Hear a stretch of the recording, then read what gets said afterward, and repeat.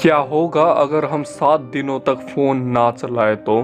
क्योंकि इस फ़ोन में हम जो वीडियो और रील देख रहे हैं वो हमारा ब्रेन वॉश कर रही है।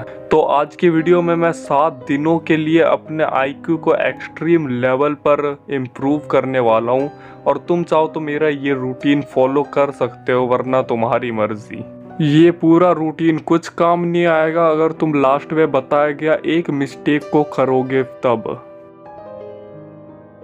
तो सबसे पहली जो चीज़ है आईक्यू इम्प्रूव करने के लिए वो है प्ले चेस। देखो, अब ये तुम्हें हर दूसरे वीडियो में बता दिया जाएगा कि भाई चेस खेलो, लेकिन उनको खुद नहीं आ रहा होता है। देखो, तुम्हें एक ऐसे बंदे के साथ या फिर एक ऐसे बॉट के साथ चेस खेलना है जिसे तुम हरा ना सको। जैसे कि मैं एग्जाम्पल के तौर पे खुद को ले रहा हूँ, तो अभी के टाइम पे मेरा ईलो लेवल है 450 या फिर 490।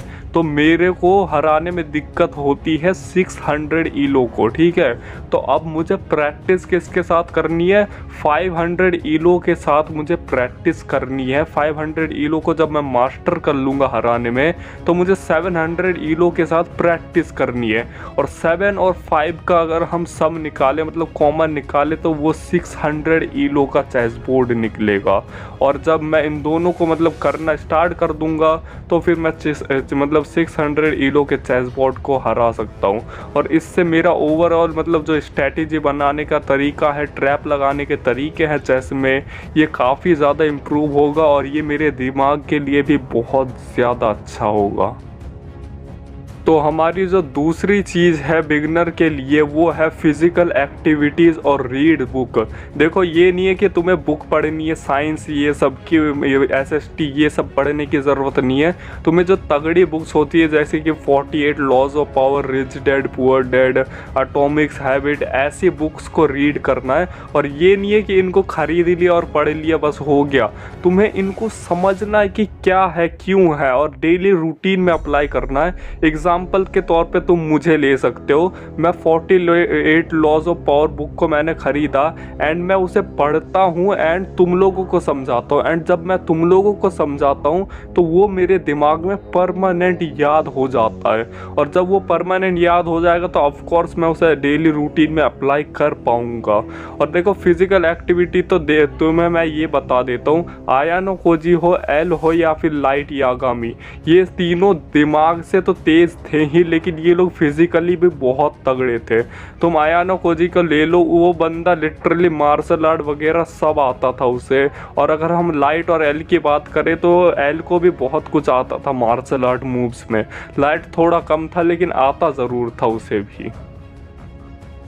तो अब आता है सबसे ज़्यादा मेन पॉइंट जो कि तुम्हारे आईक्यू को सबसे ज़्यादा इम्प्रूव कर सकता है, और वो है मैथ्स के क्वेश्चंस। अब देखो, तुम्हें मैथ के क्वेश्चन तो समझने ही है, ज़्यादातर तुम कोशिश करना वर्ड प्रॉब्लम को समझने की। अगर तुम वर्ड प्रॉब्लम को सॉल्व कर पा रहे हो तो तुम समझ जाओ कि वो क्वेश्चन तुम्हें आ गया है।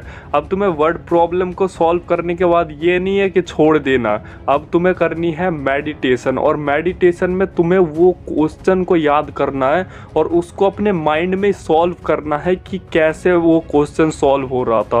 पहले तुम उस क्वेश्चन को अपने दिमाग में लाओ। एग्जाम्पल के तौर पे मैं अभी माइंडफुलनेस कर रहा हूँ और मेरे माइंड में ये चलना चाहिए कि मैंने क्वेश्चन में पढ़ा था वर्ड प्रॉब्लम कि साइड में एक सड़क है और उसके साइड में एक नदी है। नदी की मतलब जो चौड़ाई थी वो 100 मीटर थी और उसके साइड में जो खेत था वो सड़क के दुगना था। तो अब हमने खेत का निकाल लिया था कि वो 200 मीटर का है, तो अब हमें सड़क का उसका आधा ही होगा ना, क्योंकि सड़क खेत से मतलब छोटा था, मतलब आधा था। तो फिर वो मान लो खेत 200 है तो ये सड़क हमारा 50 हो गया। सॉरी, थोड़ा एकदम समझ सकते हो, अच्छे से समझा नहीं पाया, लेकिन तुम समझ रहे हो ना। तुम्हें माइंडफुलनेस में ये करना है, लाइक एक पूरा चैप्टर पढ़ो वर्ड प्रॉब्लम का, और फिर मेडिटेशन करते टाइम तुम्हें वो सारे क्वेश्चंस को अपने माइंड में सॉल्व करने हैं। उन क्वेश्चंस को अपने माइंड में करना है और तुम समझ सकते हो, इससे तो आईक्यू इम्प्रूव होगा ही होगा। अगर तुम ये सब करते हो तो अब आता है एक बहुत ही इम्पोर्टेंट पॉइंट जो कि है मोबाइल ना चलाना। People are nothing but tools to me. All of them. I don't care what I have to do to win.